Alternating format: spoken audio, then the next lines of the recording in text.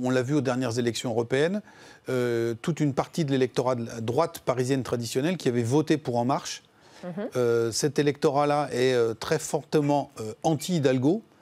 Et il y a une interrogation aujourd'hui pour cet électeur qui peut être un peu stratégique, c'est de se dire quel est le meilleur bulletin anti-Hidalgo. Est-ce que c'est de voter pour Rachida Dati, qui est historiquement proche plutôt de mes convictions, si on est électeur de droite, ou de faire le pari d'un vote La République En Marche qui sera plus fédérateur et qui pourra plus rassembler.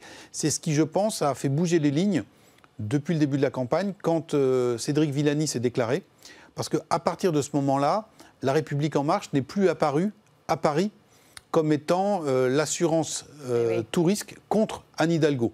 Et donc aujourd'hui, on a une bataille pour essayer d'incarner le leadership, ce que dit Rachida Dati, le leadership de l'opposition à Anne Hidalgo. Le vote anti-Hidalgo. Le vote anti-Hidalgo. Ouais. Et on voit qu'ils se battent, elles se battent sur des thématiques et des territoires électoraux qui, du coup, sont assez proches. Donc... Justement, regardons peut-être les chiffres de votre dernier sondage.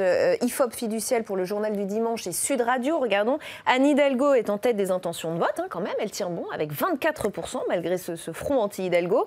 Elle est suivie de Rachida Dati, vous le voyez, qui est à 22%, et Agnès Buzyn est à 19%. Le spécialiste des sondages que vous êtes, pourrait-il dire, ça se joue dans un mouchoir de poche ou pas? Ou pas tant que ça? Alors, plusieurs choses. La première, c'est que là... On est à un mois du scrutin, donc il peut se passer encore beaucoup de choses.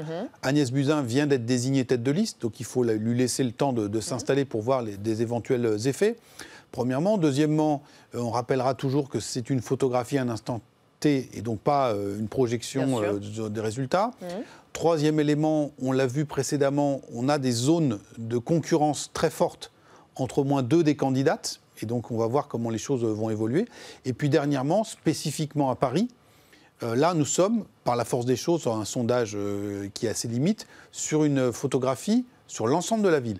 Tout ça va se jouer arrondissement par arrondissement. Il y a certains endroits où on a des dissidents. L'ordre d'arrivée peut être un peu modifié. Il y a le troisième tour à Paris. Alors, il y a le troisième tour, mais il y a surtout le deuxième tour. Oui, le deuxième tour, c'est-à-dire, si Anne Hidalgo fait un score qui n'est pas forcément très élevé, à 24-25%, pour un sortant, c'est assez peu. Mais qu'en face, l'opposition à sa personne et à son projet et à son bilan se divise à peu près à part égale entre les listes LR et les listes LREM, elle a alors des chances non négligeables de s'en sortir. Il y a beaucoup de paradoxes parisiens.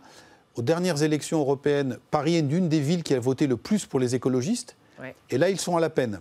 Ils sont à la peine pourquoi? Parce que Anne Hidalgo capte toute une partie de ce vote écolo. Est-ce qu'elle va être capable, on peut le penser, de faire l'union avec les écologistes au deuxième tour? Donc dans ce cas-là, on aurait une gauche rassemblée. Et si jamais, dans la plupart des arrondissements, ça se joue en triangulaire, parce que on voit mal Madame Buzyn ou Rachida Dati retirer leur liste pour faire trébucher Anne Hidalgo. Dans ce cas-là, même en étant minoritaire sur Paris, Anne Hidalgo peut s'en sortir.